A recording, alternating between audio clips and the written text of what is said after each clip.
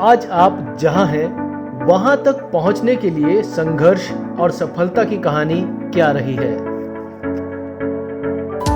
हाय अनुज, आपने मुझे अपने चैनल पे आने का मौका दिया, इसके लिए आपको धन्यवाद। मैं इसको स्ट्रगल नहीं बोलूँगी, मैं ये बोलूँगी कि मेरी लाइफ की स्टोरी एक्सपीरियंसेस की स्टोरी है, जहाँ पर हर स्टेज पे परसिस्टेंस रही, बहुत ज़्यादा हार्ड वर्क भी रहा और ऐसा नहीं है कि हम हमेशा पहली बार में सक्सेस भी मिलती रही, लेकिन हमेशा कुछ ना कुछ लर्निंग होती रही और लर्निंग जो है सबसे बड़ी सक्सेस रही है हर स्टेप्स पर। और धीरे धीरे आगे बढ़ती चली गई जो हमारा फील्ड है। तो इसमें कुछ एक दो चीज़ें जो मैं लाइफ स्टोरी के बारे में शेयर करना चाहूँगी, जिसको हम कहते हैं कनेक्ट द डॉट्स। अब मैं हिंड साइट में देखती हूँ तो मुझे लगता है कि डॉट्स कितनी ईजीली कनेक्ट हो रहे हैं, लेकिन हर स्टेज पे जो भी डिसीज़न मैंने लिया, जिसको आप कह सकते हैं जिसमें थोड़ा सा रिस्क इन्वॉल्व था और जिसमें मुझे नहीं मालूम था कि आगे क्या होने वाला है, हर वो डिसीज़न ने मुझे पे किया। और मैं एक एकेडमिशियन हूँ और करेंटली कुरुक्षेत्र यूनिवर्सिटी में हूँ, तो मेरे लिए बहुत आसान था कि मैं अपना कैंपस की क्विंट लाइफ को एंजॉय करूँ, टीचिंग लर्निंग में फोकस करूँ। Of course I do that, I enjoy my work. लेकिन इसमें क्या है कि कुछ डिसीज़न थे जहाँ लोगों ने कहा कि नहीं ये डिसीज़न गलत होगा, पर मैंने अपना गट फीलिंग से मैंने कहा नहीं, चलते हैं, देखा जाएगा।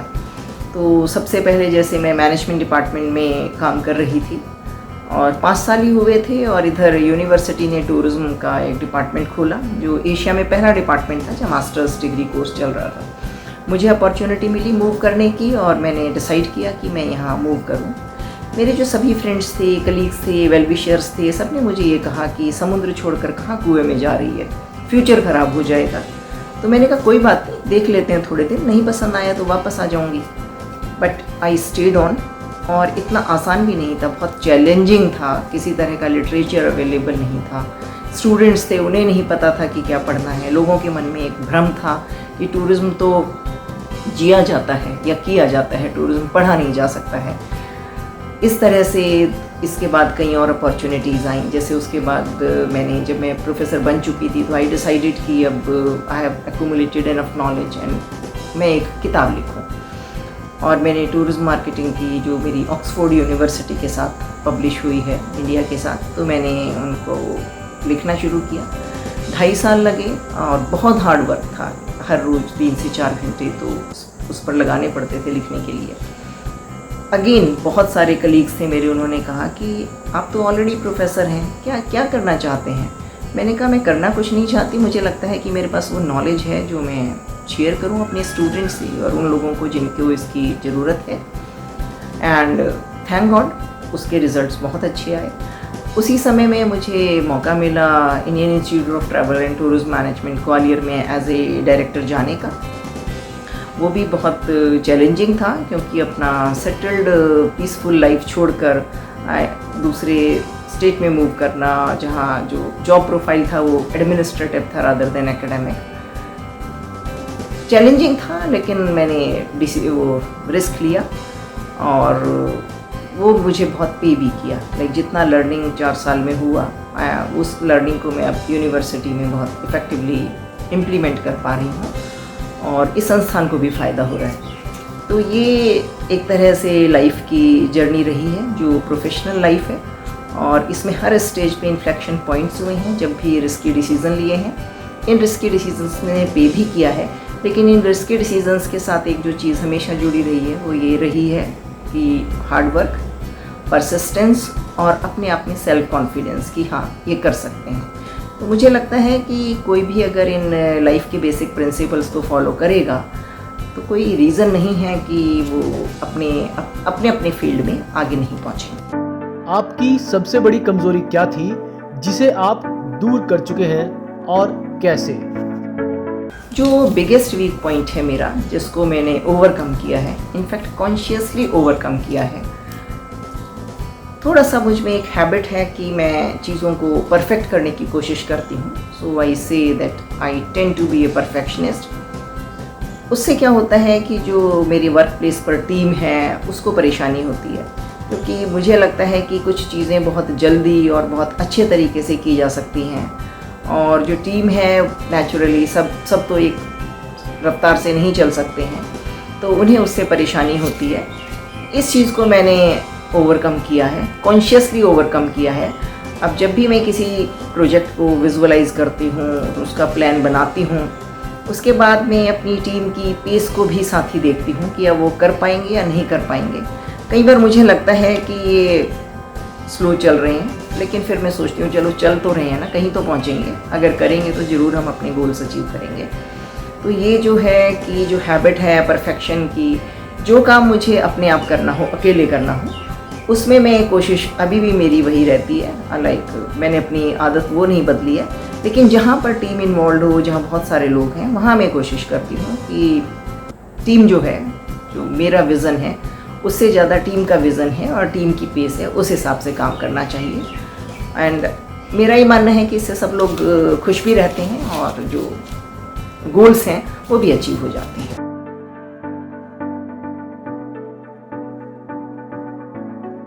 असंभव शब्द शायद मंजुला जी के शब्दकोश में है ही नहीं। मंजुला जी एक स्वनिर्मित व्यक्तित्व हैं जो उपदेश देने के बजाय करके दिखाने में विश्वास रखते हैं। जब भी वे किसी ऐसी टीम की सदस्य होती हैं जिसे एक बेहद मुश्किल माना जाने वाला कोई नया काम करने की जिम्मेवारी मिली हो, तो वे हमेशा अपने असीम धैर्य, असामान्य उमंग, अथक उत्साह और अभिनव सोच के चलते टीम का मार्गदर्शन करते हुए काम को सफलतापूर्वक संपन्न करके ही दम लेते हैं। कहते हैं when the goings get tough, the tough gets going। ऐसा लगता है मंजुला जी ने इन्हीं दो पंक्तियों को अपनी जिंदगी में आत्मसात कर लिया हो। अंत में मैं दो पंक्तियों में उनके व्यक्तित्व को कहना चाहूंगा कि टूटने लगे हौसले तो ये याद रखना, टूटने लगे हौसले तो ये याद रखना, बिना मेहनत के तक तो ताज नहीं मिलते, ढूंढ लेते हैं अंधेरों में मंजिल अपनी, क्योंकि जुगनू कभी रोशनी के मोहताज नहीं होते। आपके सफल होने का सबसे बड़ा कारण क्या रहा है? एक है हार्ड वर्क, दूसरा एम्ब्रेसिंग अपॉर्चुनिटीज़। तो जब भी मुझे अपॉर्चुनिटीज़ नज़र आई, मैंने उनको एम्ब्रेस किया, चैलेंज को लिया, उनको अपनाया और फिर अपनाने के बाद उसको हार्ड वर्क किया, अपने वर्क को एंजॉय भी किया। तो जो मेरा अपॉर्चुनिटीज़ एम्ब्रेस करने का, चैलेंजेस लेने का जो टेंडेंसी है और इसके साथ जो हार्ड वर्क किया, मुझे लगता है कि यही दो चीज़ें हैं जिसको मैं कह सकती हूँ कि ये मेरे बिगेस्ट सक्सेस फैक्टर्स हैं। आपकी सफलता की आदतें क्या हैं? जहाँ तक मेरी सक्सेस हैबिट्स हैं, तो मेरी सक्सेस हैबिट्स 3 हैं। पहला, अपने वर्क पर ध्यान देना। दूसरा, वर्क और लाइफ को बैलेंस रखना। तीसरा, अगर चीज़ें फेवरेबल ना हों या मेरे हिसाब से ना चलें तो उनसे रेटल ना होना। तो ये जो एक हैबिट जो डेवलप हो गई है कि छोटी छोटी चीज़ों से परेशान ना होना, चीज़ें सक्सेसफुल ना हों या गोल्स ना अचीव हों तो रेटल ना होना, रादर एक दूसरा तरीका ढूंढना जिससे कि कुछ हो सके, या कोई और ज़्यादा हार्ड वर्क करना। तो ये 3 जो हैं चीज़ें, ये मेरी हैबिट में हैं और आई थिंक ये तीनों हैबिट ही मुझे मदद करती हैं मेरे गोल्स अचीव करने में। और ये छोटे छोटे गोल्स अचीव करके अल्टीमेटली हम सक्सेसफुल हो ही जाते हैं। When I describe her, Thomas Jefferson's quote come to my mind. I'm a great believer in luck, and I find the harder I work, the more I have of it. Of the many lessons I've learned from her, 2 jump to my mind immediately. First, the value of hard work and resilience. The second lesson is being out of a comfort zone. It's easy to fall into this sense of comfort that comes with job security and routine, and it's rare to go above and beyond when incentives are absent and the only gain is a sense of satisfaction and pride in your work. However, she continuously endeavors to take on greater responsibilities and challenges that she believes in. It's been amazing having a front row seat to these life lessons and be able to see these rare positive qualities not only being talked about but lived. सफलता के इस रास्ते में क्या आपसे कुछ गलतियां भी हुई हैं? वेल मिस्टेक्स तो बहुत सारी की होंगी एंड यूजुअली हमारी जो जजमेंट की एरर है वो सबसे बड़ी मिस्टेक होती है। और लेकिन मुझे लगता है कि एक मिस्टेक है जो मैं पहले भी करती रही हूँ, अब भी करती हूँ, वो ये है कि मेरी नेटवर्किंग अच्छी नहीं है। और may be because of my nature, शायद मैं लिटिल इंट्रोवर्ट हूँ, तो इस वजह से नेटवर्क करने में मैं बहुत ज़्यादा कंफर्टेबल भी नहीं हूँ। इससे क्या है, हो सकता है मैंने बहुत सारी अपॉर्चुनिटीज़ मिस कर दी हूँ, लेकिन कोई रिग्रेट नहीं है मुझे कि भाई मैंने ये नहीं किया, क्योंकि अपने स्वभाव के अगेंस्ट मैं कुछ भी करूँगी तो एक तो उस चीज़ को मैं एंजॉय नहीं करूँगी और दूसरा जो है उससे मुझे सेटिस्फैक्शन नहीं मिलेगा। हाँ, कॉन्शियसली जितना ज़रूरत होती है, जो मेरी वर्क की रिक्वायरमेंट है, उतना नेटवर्क ज़रूर करती हूँ, लेकिन और जो एक एक्स्ट्रा जो एज चाहिए नेटवर्क से, शायद वो मैं मिस्टेक बार बार करती रही हूँ, मे बी आगे भी करती रहूँगी। सो that's how life is and that's what makes each of us different. आपको अभी तक का सबसे कठिन फैसला क्या लेना पड़ा? हार्डेस्ट जो डिसीज़न है जो मुझे अपनी लाइफ में लेना पड़ा, वो बेसिकली बहुत स्टेजेस पे हुआ। जैसे मैंने आपको शुरू में बताया था कि इन्फ्लेक्शन पॉइंट है, तो जब भी रिस्क लेना होता है वो हमारे लिए हार्ड डिसीज़न ही होता है। लेकिन सबसे हार्डेस्ट डिसीज़न मेरे लिए ये था कि जब मैंने as director Indian Institute of Tourism and Travel Management Gwalior को ज्वाइन करने का सोचा। अपॉर्चुनिटी आई, मैंने उसको लिया भी, लेकिन ये बहुत डिफ़िकल्ट था बिकॉज़ एक सेटल्ड लाइफ थी, एक कंफर्ट जोन था। उस कंफर्ट जोन से बाहर निकालना ही बहुत बड़ा डिसीज़न था मेरे लिए, लेकिन मैंने लिया और